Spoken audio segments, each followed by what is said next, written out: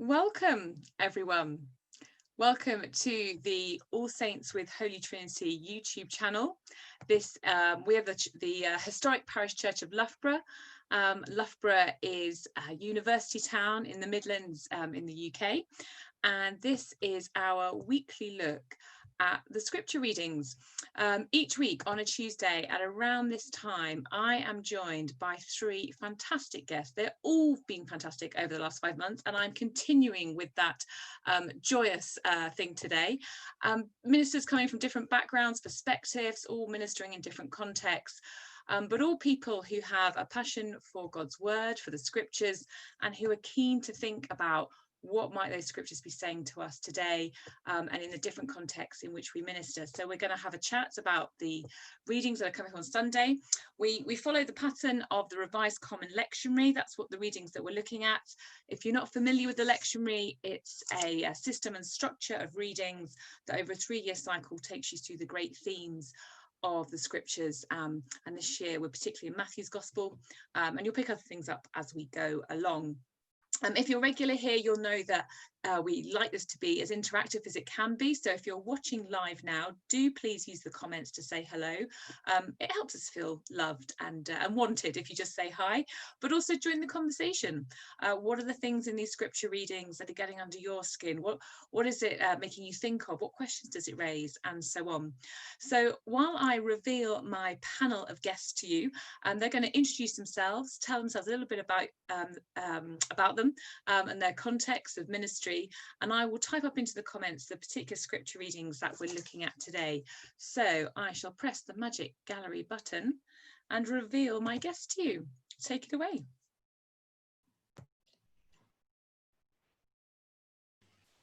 You'll need to unmute, Sharon. That's a first. Hi, my name is Sharon Prentice. I'm the Intercultural Mission Enabler and Dean of Black, Asian and Minority Ethnic Affairs for Birmingham.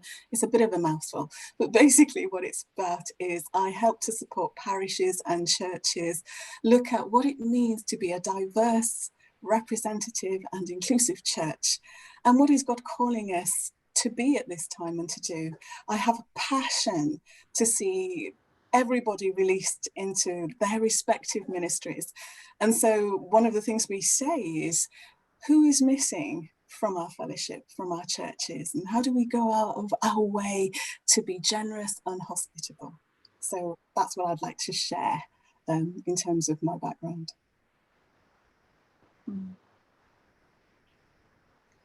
And I'm Sue Wallace.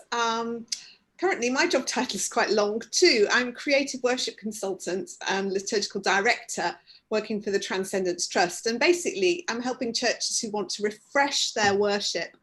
And I also run the Sanctum conferences, which happen twice a year, once in Mirfield, once in Salisbury. And at the moment, they're running online, again, to help resource churches be more creative in their worship. And I also wrote the Multi-Sensory Prayer series of books for Scripture Union. And my name is Ness Wilson, and I lead a church in Loughborough called Open Heaven Church, which currently has 3 expressions, and we've sent out a couple of church plants as well. And we live in community. That's kind of a passion of mine. So for many, many years, had people live with us. And yeah, particularly passionate, I think, about women who feel called to church plant and to pioneer. And I also, from September, took on the leadership of Pioneer UK, which is a network of new churches in the UK. Thank you so much. All of these women have extraordinary CVs and gifts, and they're being very, just, very bashful and very, underplaying, but extraordinary amount of wisdom around our virtual table today.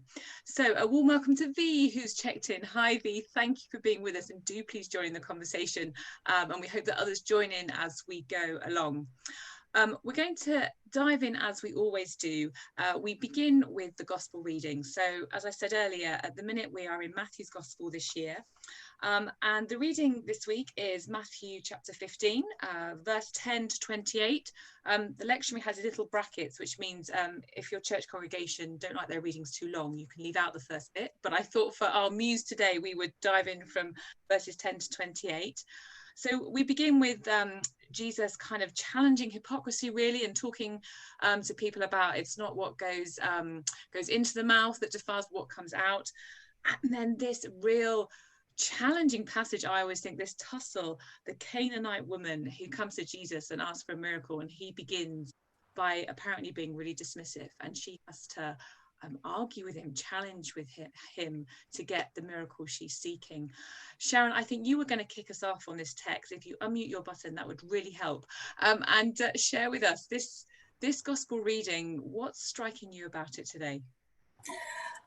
I love this reading because it's a reading that is challenging in so many ways. I mean, here's Jesus really being challenged by the Pharisees and scribes about, the chapter starts with the hand washing bit and the ritual cleanliness of stuff. And Jesus is going, wait, hang on a second. It's not what you do externally, but it's your heart. That's the most important thing. And then goes on to unpack by using examples about honouring your parents and the hypocrisy that goes on. And for me, it talks about this religious externalism that we can sometimes fall into, that it looks okay. But the reality is that God looks at the heart. And I just love the fact that even though people might make assumptions about me by looking at me, and come out with all sorts of kind of ideas and biases and things like that. God knows my heart and the sincerity and the integrity of what I bring to him, my worship, myself, my personality, everything. That's wonderful. But the other thing that really strikes me is this idea of the Canaanite woman as well, which for many people is a difficult passage to struggle with, because it seems that Jesus is being really harsh to this woman by ignoring her after she comes to him with this request about her daughter who's ill. And Jesus kind of ignores her. The word is not saying a word, as St. Augustine said. And the wonderful thing is, I don't think many of us realize that Jesus initially goes out of his way to go to Tyre and Sidon. That is a 50-mile journey out of his way. Just like the Samaritan woman, Jesus goes out of his way to encounter this Canaanite woman, this Gentile woman. And so, the idea that Jesus identifies with the rejected and then uses this device of kind of to show what the kingdom is all about, that embraces the blessing of the kingdom, extends beyond the Jewish people to the Gentile people. To me, that's pretty powerful and amazing. And so I identify with that personally, but also in terms of the call to go out and to be more expansive in my generosity and hospitality towards others. So I think that's the starter for 10. I don't know if you want me to. Wow, yeah, there's loads in there to unpack, isn't there? But Sue, do you want to chip in at this point? Yeah, I too was challenged and struck by the geography for the first time, because it hadn't occurred to me that Tyre and Sidon are actually in Lebanon. So it wasn't that she was the visitor, it was that he was the visitor in a space that wasn't his. And was the challenge something to do with a challenge to a ministry in that area or whatever? And I was chatting through this with Malcolm, and he says, but what if he's on holiday? Because it's the whole thing. And then when you look at the backstory, you realise that John the Baptist has died. Jesus is grieving. He's surrounded by grief. Then he feeds the 5,000. Then he has an argument with the Pharisees, and he's constantly trying to get away and get space to pray and process what he's going through. And then he goes on this big journey, and yet he stops from that and he does help her. And it's amazing what happens as a result of this journey. But it is really interesting seeing that journey of grief from that moment that John the Baptist has died to where he ends up in this reading. It's really interesting. Yeah, and we've been up over the last couple of weeks. These readings have followed on as we've been going through this part of Matthew's Gospel, and it's all tracking back. He does keep withdrawing, and then keeps withdrawing. Yes, so maybe there is something in there. No, it isn't a one-off thing, this withdrawal. It's actually a withdrawal through several chapters. He keeps trying to back off, which is intriguing. I always say I don't do religion on my day off. It's probably not a very holy approach. So, you know, if I've got my clerical collar on, you're all right. But if I've not got my clerical collar on, I can't cope with that. But Ness, what about you in this passage? Yeah, I think I was also struck by setting the contrast in the attitude of the disciples. So they'd obviously they'd been with Jesus now. They'd seen some of the amazing miracles. They'd seen healings. And yet, because of the cultural barriers, that's that sense of kind of who's in, who's out, they're so dismissive. They're telling, send her away. She keeps crying out after us. And yet Jesus, as ever, is just filled with compassion and can see where the work of God is. So he's obviously just gone from a place with the religious leaders where externally it looks like there's the work of God, in place, but he sees right through to the heart, and then goes to this totally, this place where nobody would think God is at work, and Jesus sees where God is at work. And I just think that's so often what we're called to do, isn't it? Discerning the activity of God and joining in with that. And that, I think, is the definition really of a spirit-filled life. Is what are you able to discern where God is at work, perhaps in really unlikely and unsurprising places, and then you join in. So to me, it's a typical it's like a God appointment. And it's so often, isn't it? If it was a kind of a time where Jesus is withdrawing or wanting some time off, how often is it that when it's inconvenient to us, and when it feels like a disruption, and when it doesn't fit with our plans and our agendas, how often is it then that God is at work, and we would do well to follow that activity of God. So I can't tell people I don't do religion on my day off. I'm also really struck by this whole thing of understanding. So a few weeks ago, again, it was one of the parables being unpacked, and Jesus said to the disciples, do you understand? And one of my guests that week, I think Stuart Burns was with me, and he kind of picked up that the disciples all went yes, whilst probably going no, because they're sort of yes, we definitely understand, but maybe we don't. And again, in this passage here, he's just like, do you not understand? Right? Are you also still without understanding? And that sense that I don't know. Well, what I'm struck by then, is there the possibility that Jesus also learned something new about himself and about his calling in the exchange with the Canaanite woman? I'm really interested in that. Is it that he always knows, yes, he's going to offer the compassion to this woman, or is there something in that moment where Jesus' own understanding of the compassion of the Father is brought to him by this outside of this woman? And I quite like that idea, that there is maybe in itself a growing revelation within Jesus of what his own ministry is. I don't know. Sharon, do you want to come back? Yeah. I love the fact that you almost get the sense that he's surprised by her faith.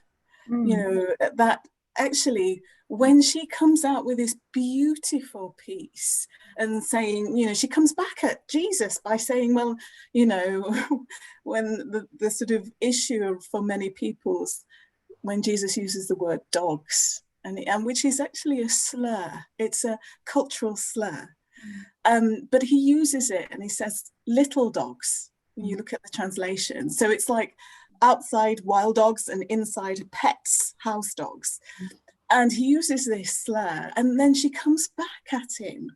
She has come on behalf of her daughter, but she's actually saying, help me, and she comes back at him after he kind of says, well, should what's being reserved for the children be given to the dogs? And she says that no, even the dogs take the crumbs from the table, meaning that what the children don't want, I'm open to have. Yes, please, can I have whatever is next, and it's this idea of remnant, which will be followed up in another one of our passages today. But I love that even Jesus is surprised. Wow, what faith you've got! Isn't that lovely? And I think it's telling. The fact that she does come back at Jesus, I think, is indicative of how he would have said those words of, it's not right to take the children's bread and toss it to the dogs. You know, he would have said it with such tenderness, and there would have been, I kind of imagine almost a bit of a twinkle in his eyes and a smile, because you would have, if someone said that to you harshly, you would back off. But if someone says it to you almost a little bit like engaging with some kind of banter, or, you know, relational connection is happening here that allows her to then go back at him. And she feels, I think, I mean, this is only Jesus who can do this, but he can say something like that, but in such a way that actually draws her to him and frees her up. I think I've been watching The Chosen. I don't know if anyone's seen that. Yeah, it's amazing. Absolutely amazing. Just the most beautiful depiction of Jesus, so compelling and compassionate and just, you know, soft but strong, and you just imagine this interaction, having been watching that series of The Chosen. You can see in his face how he would have said it. Sue, you were chipping in with this. Yeah, so this sense of jokey banter that I think it's a shame that we can't see the facial expressions, because I think if we could see the facial expressions, we wouldn't read it quite so severely as it seems to come across at first. I wonder as well, is there something then about, as you were sort of picking that thought off, Ness, about Jesus invites us to do our own thinking. So as some of his other encounters, I'm trying to think, when someone comes and says, you know, what do I have to do to inherit eternal life? And he turns it back and say, well, what are the commandments? You know, so maybe that is in that exchange, it's kind of like, it's not fair, you know, to give the food to the dogs, you know, you come to me, you know, give me more. And I wonder if that is, if there's something in there about our own prayer life, our own relationship with God, you know, that is there an invitation there for us to be more, I don't know, forceful with God? I'm not sure that's quite the right word, but to engage our whole selves in it. It's not a passive relationship. Maybe there's something wrestle a bit more. Yeah. Now, while we've been chatting, Penny and Michelle have checked in. Welcome. They say it's a miracle they've made it live, so that's good. That's today's miracle. Excellent. V commented earlier on to say, yes, Jesus identifying with the rejected. That's huge. And right now on the news, I mean, it's interesting. I hadn't clocked where Tyre and Sidon were, that they were in Lebanon. And you know, the moment you hear that right now, with everything that's going on in Lebanon, you know, that it kind of echoes, doesn't it? We're also into that summer season again of migrants making it across the channel, and all the rhetoric around, you know, who belongs, who doesn't belong, and where we see God at work in all of these, you know, unexpected places. So maybe it kind of maybe it might chime in a particular way if we were preaching it this Sunday. Viv wants to come back and say, I don't think it was jokey banter, but I could be wrong. Well, you're quite, who knows? We're not there. Yeah, there's definitely Jesus meek and mild is not a holistic Jesus, is it? So who knows? Shall we park the gospel for a moment? We may come all the way back around. I think I want to go to Genesis next, because Genesis, so last week I shared that took me to an Andrew Lloyd Webber musical, and Kat, who was one of my guests last week, Kat Gibson, told me off and said not at all, and Lucia said it reminded him of the Fresh Prince of Bel-Air, so I'm not quite sure how we got to that. But the Genesis stories we've been reading over the last few weeks with the lectionary, the stories of the patriarchs, salvation history, and last week we had the beginning of Joseph's story. He got sold off into slavery, and then the lectionary skips all the bits in the middle, so you have to read that yourself, or go and listen to the musical. Despite the dodgy theology, you still get the basic story arc. And here we have this passage, Genesis 45, verse 1 to 15, which is the big reveal. So the brothers have come, Joseph has been appointed, and he's, you know, sorting out all the famine. And there's just so much emotion as there's this big reconciliation, this beautiful passage. Ness, you were going to kick off our thinking on this today. Yeah, so I think as I was reading this through, I was really struck by the hard work that Joseph would have had to have done in his heart, because there's no way that you would be able to have this kind of reaction where actually, rather than being self-focused, he's really other-focused. So it's fascinating.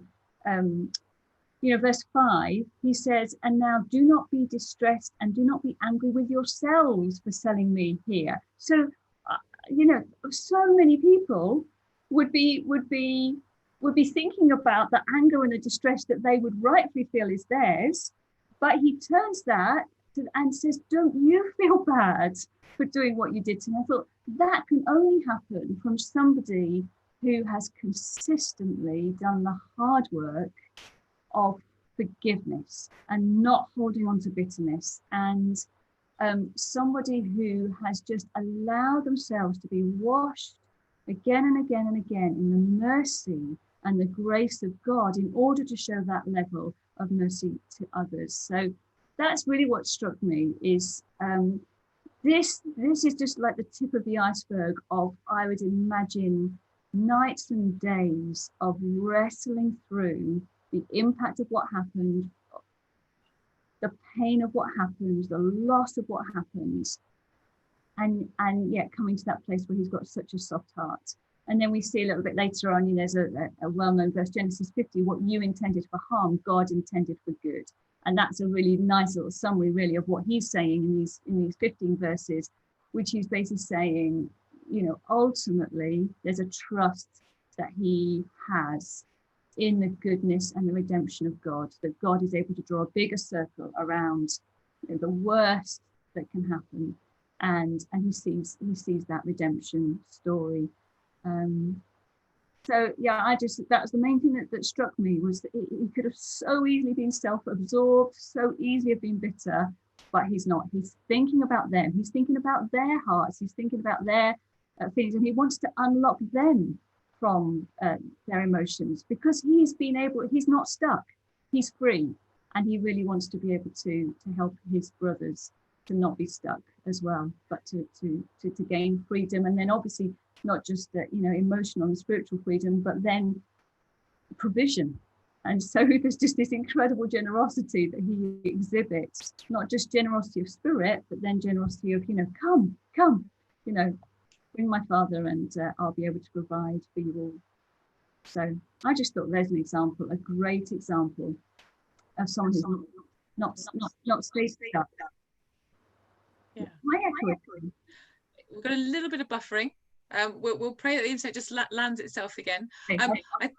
This passage is just so full of emotion, isn't it? I mean, I was thinking, well, this is not very COVID safe. There's a lot of hugging and kissing and weeping on shoulders. We're not doing that at the minute. But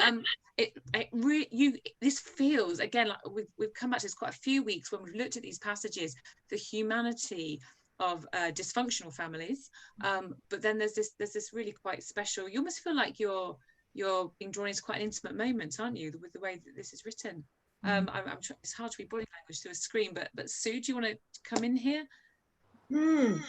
Yeah, I was really struck actually when Ness was talking about something that had never occurred to me, that if he had been bitter and refused to forgive them, that would have wrecked the whole plan of saving these people from famine and the plans to come about the Exodus and everything,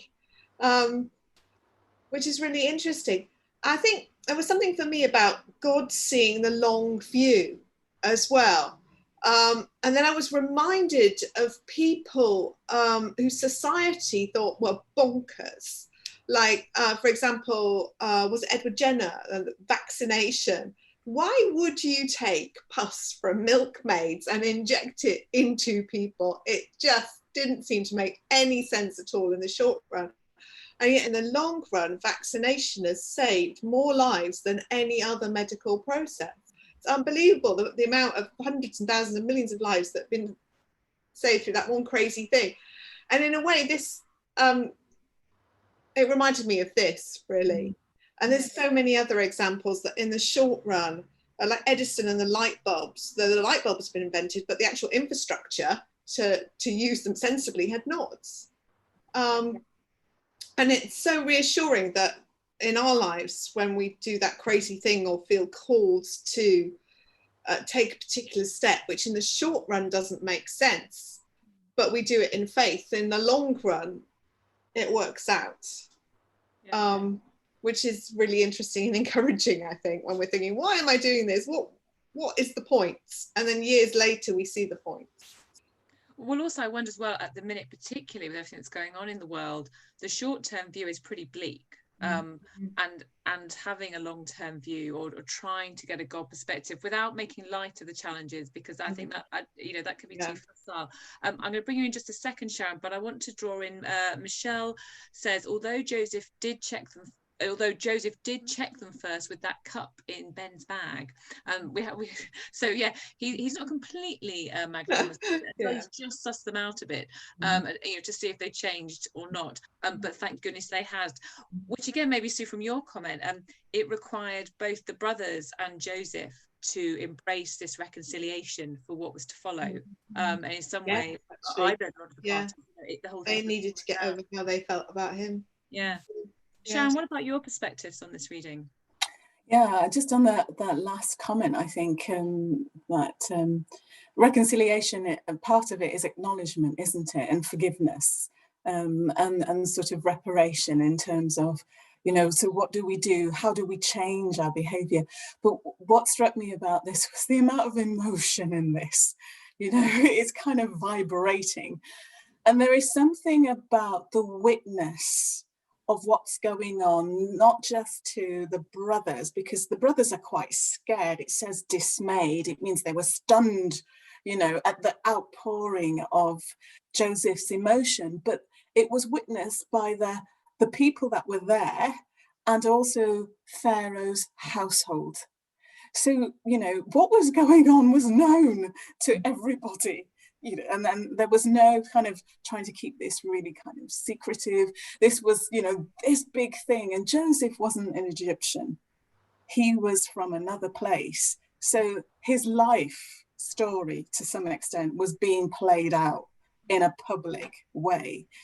And what a powerful witness to the God he serves as well. This is a guy that's gone from, the pit to the prison, to the palace, as most sermons tend to kind of exemplify. But he is really kind of exhibiting this forgiveness to his brothers, but he also articulates God's plan and purposes. The fact that the family will be saved, and as Sue and Ness has said, the whole nation will be saved. Because if that didn't happen, they would have been they would have been kind of absorbed into sort of a Canaanite way of life, and the whole purposes and the covenantal purposes of God would not have been fulfilled. So to me, it's, I'm an exuberant, passionate person. I'm really glad that's there. Thank you. Ness, do you want to come back in? You started us off on this. Are there other thoughts you have? Yeah, I think just picking up again on that bigger plan. There's that little phrase, we make our plans and God smiles. That sense of again, I think there's a deep trust, isn't there, that when Joseph shows us, but you can see it for people where there's that deep trust in the goodness of God and the long-term plans of God, the promises of God, the covenant of God, that even when it means there's the ups and the downs through life, what Joseph models so beautifully is he just held on to, even if humanly it doesn't make sense, it doesn't add up, this isn't the path that I would choose. There's a deep trust in that long-term plan of God, which I think is really pertinent for us right now. So just something about that sense of the holding on and trusting in the long-term, the goodness of God. Yeah, which is a good thing to hold on to. Yeah. I was as you were speaking, Sharon, and you used that word reparation, and that sort of sparked in my brain. As a church, we're reading We Need to Talk About Race, a book by Ben Lindsay about the Black experience in the white majority church, and reading it very slowly to allow what he's saying to really sink in. And I've just read a chapter on, if you like, my faith and then the church's collusion with slavery, and how you both own that and note that, and you have to do that to then move on to another place. And in this text, Joseph does own what has happened. So the whole verse about you meant it for evil, or for wrong reasons, or whatever it is. So somehow you can't just brush over the things that of the sins of the past. For there to be reconciliation, that has to be part of any conversation, I'm sure, surely. And the other thing that I'm really struck by, again, which is this forgiveness thing that you've all drawn out, is that somehow we have to allow each other the possibility to change, don't we? Because equally last week, I mean, Joseph was fairly obnoxious and a bit up himself, really. So that, there's an element of the brothers had to acknowledge that Joseph had grown and might be a new person, and Joseph had to make space to acknowledge that his brothers had changed as well. And I don't know, maybe there's something in there as well around grace and how we allow people to be something new. Maybe, I don't know. We've had someone else join us live today. Emily, welcome, Emily. She's got a comment that will take us into Romans, so I'll save that for just a moment. We'll leave Genesis for a moment and the emotional family reunion, and we'll go back to St. Paul and our working through of Romans. My goodness, Paul makes you work hard. We've been going through this Romans text. I should sound more drunk. We've been going through Romans, but Paul is working out all this stuff, and he is working out particularly the relationship of his own Jewish family, the nation of Israel, with his understanding of Jesus' salvation for all. And in the passage this week, the lectionary again sort of chops it up. You are allowed to read the bits in the middle. It's just sort of how it's declared on the Sunday, but we're in chapter 11, the first couple of verses that sets it up, and then verses 29 to 32. And yeah, Paul unpacking that relationship of salvation. Sue, what's grabbing you in Romans today? Yes, well, I think when I was reading and praying over all these passages, really the link between that long view of what's happening in Genesis and the long view of what's happening in Romans really struck me, that I'd want to talk about them both together, in a sense of again, those crazy things which you think are crazy in the short run, which actually turn out to be really quite important in the long run. But the thing which the Romans passage really emphasizes to me is that God doesn't write anything off. God doesn't write people off.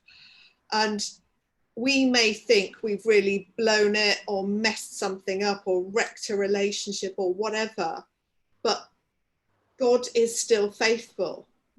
And we can still have mercy, and there is still a future.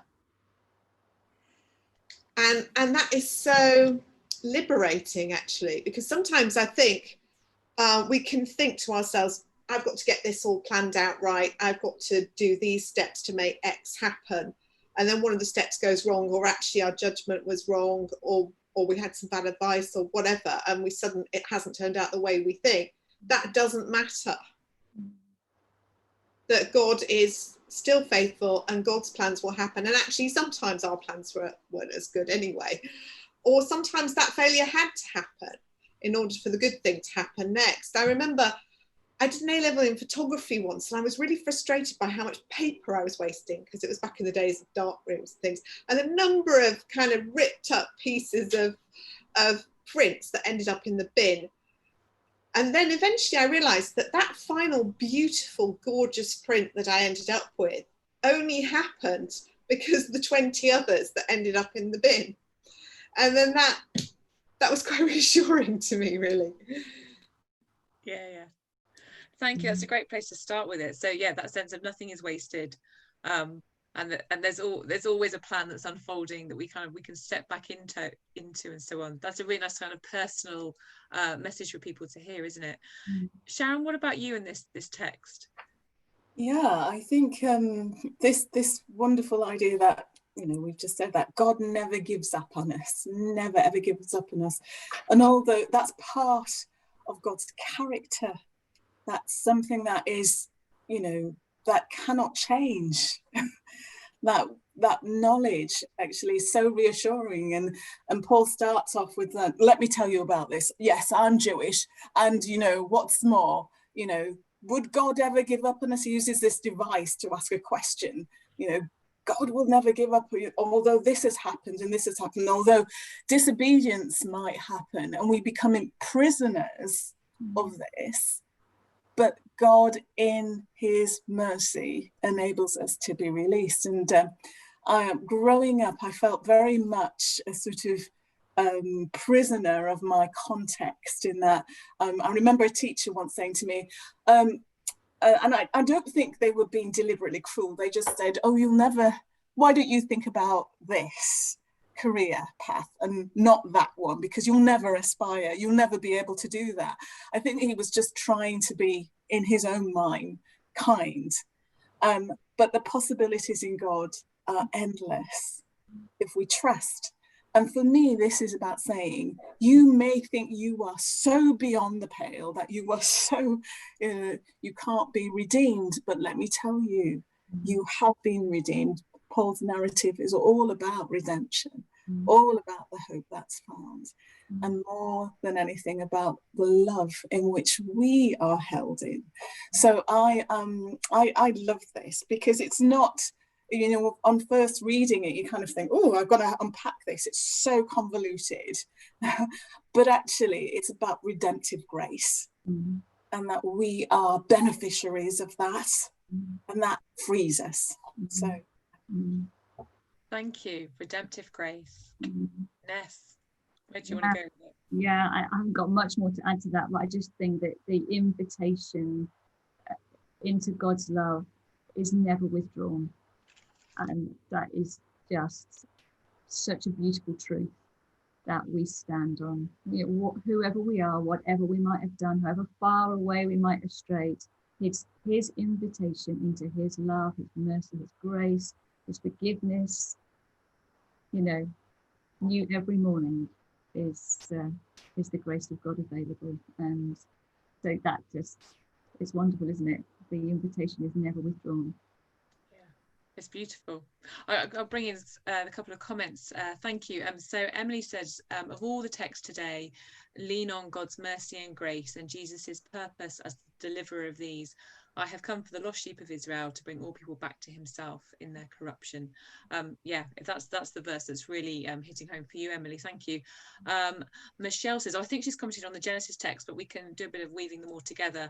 That kind of ties back to the previous patriarch story of Jacob too, where you have this big personal growth arc that culminates with the wrestling match. Yeah, thank you for that, Michelle. As we were sort of talking about, yeah, the journey and the big picture. Chris has just joined us. Hello, Chris. Welcome to you. He says, wonderfully inclusive message that all are imprisoned in disobedience. This goes right back to the lovely Romans 5:18, as all condemned because of Adam, so all are saved because of Jesus. And again, that arc. God, they're getting busy now in the comments section. They're coming through thick and fast. Michelle says, I once had someone say while giving a testimony about their past, somehow I thought I'd found the one thing God's grace couldn't cover, only to discover later that there is no such thing. That's a really beautiful perspective, isn't it? Yeah. I mean, are those the kind of sermons that we need to be preaching? I mean, we've got a little bit more time, so we can still unpack the passages, because we're always preaching into a context, and sometimes it's a very personal message that we might be giving, that's something that's very sort of within our congregation. At other times, it's really addressing the things that are going on in our world. And I don't know what, in all your different contexts, I mean, some of you are more sort of peripatetic in kind of the different types of preaching you do. Others of us are rooted in congregation. But what do you sense? What do we need to be preaching in this particular season? Are there things, whether it's these passages or not? Ness, what about for you? And I know for you, for Open Heaven, lots still online, but what are the sermons and the preaching that you feel need to be heard at this moment? I mean, I think, you know, certainly what comes across, particularly in that Genesis passage, is just that whole thing of, you know, taking that longer term view.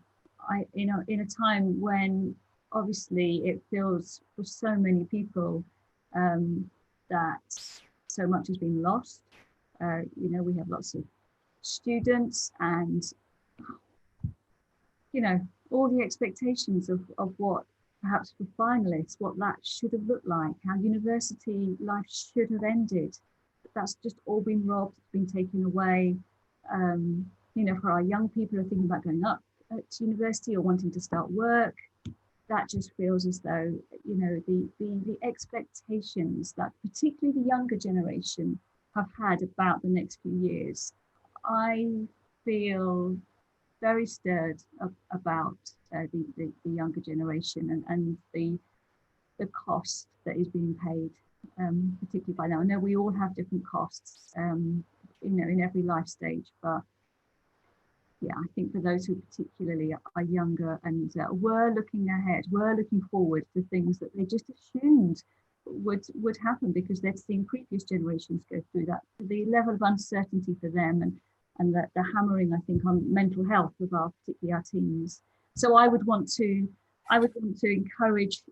I look towards the young, and I would want to just encourage them. You know, it might look as though life is on hold, as though the pause button has been pressed, but God says His plans, His purposes are not on hold. The redemptive grace of God is sufficient, and, you know, encouraging deeper levels of trust, holding on to Him and His good plans means even if it's a more convoluted route into work or into the next stage of education, you know, God's got you and it's going to be okay. That would be my heart that would come through, I think, in and do you think that might be the sermon that you might preach if you're working with these texts? I would, yeah, definitely. Yeah. Working with the Genesis, would you, with a bit of Romans maybe?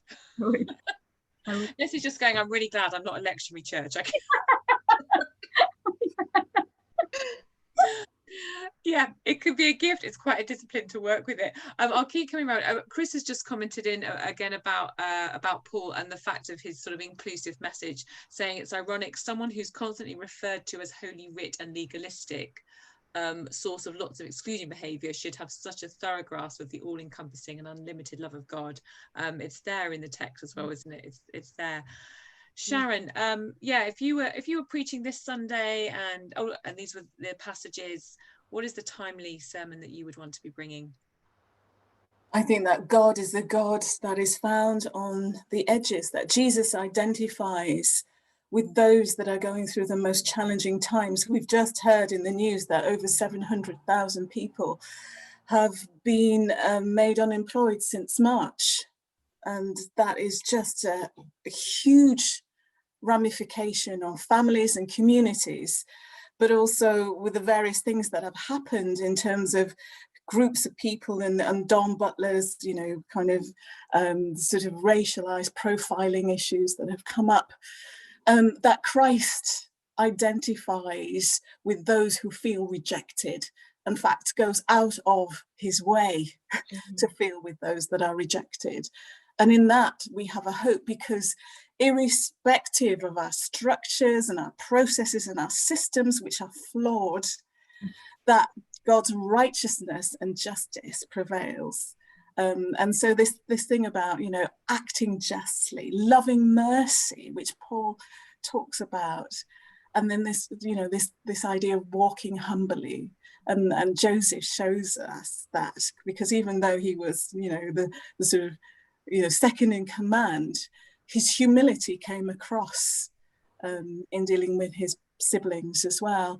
So for me, that's really important, that with justice goes mercy, and you can't separate the two. So I would be focusing on that, speaking into the times, acknowledging the real challenges that people are going through, and acknowledging that Jesus identifies with those challenges as well. Thank you. I'm going to let Sue go last, because of all four of us, Sue actually is preaching on Sunday. I am. So I think for me, mine would be my imaginary part 2 sermon, I think, from last week, because I'm really drawn about this thing about the heart, and listening to you speak, Ness, about you said earlier about, you know, the work that Joseph had obviously done to be in a place of forgiveness. and the potential for change, and then coupled in with that first part of the gospel reading about is what comes out of the heart, and how I think in a time when there's the real potential for division and anxiety, that can lead to tension, I think we need to pay real close attention to what is in our heart right now if we're going to live well in what are potentially quite divided times. Because wherever there's increased social where there's more poverty, more unemployment, the potential for us to have the wrong things coming out of our hearts is quite high. So I think that's the kind of sermon that I would preach, which might be part 2 from last week, but seeing as I'm not preaching, I didn't have to do either of them. Sue, are you preaching on a beach in Bournemouth on Sunday? No, I'm preaching at St Peter's, which is in the centre of town, but they have given me a parking pass. So I could go to the beach, but I fear that the beach may be a little packed. I think for me, I'm so tempted to go for the Genesis Romans twin thing, because I think it is so interesting, this long arc and looking at the bigger picture. And I feel challenged to go for the gospel, really, because in a way I think those other 2 passages have things that you can just read them and they speak for themselves without too much interpretation, whereas the gospel passage I think needs a bit of interpretation to put it in context so people understand what's going on. And also I'm really drawn to the fact that Jesus visited the Lebanon. And the fact that Lebanon is in the news so much at the moment, and there's so much pain there, that Jesus visiting that place, I think is really important at the moment. So I think I'd go with the gospel and go with the concept of that journey and what happens in that conversation as a result of that journey. Well, if you're in the Bournemouth area, presumably wearing a mask and keeping 2 meters distant from everybody else, I'm sure they'd be delighted to see you. But I want to say thank you to my guests for joining me today, to Ness, to Sharon and Sue. Thank you for sharing your insights, and thank you to all those who have chipped in with our conversation today. I will be back next week for my last of my summer muses before I'm going to have a little break. I might try and find a secluded beach somewhere, but I will be back again in September to continue musing with fellow ministers on God's word and all it has to teach us for today. So for now, we bid you farewell as we wrap up our conversation.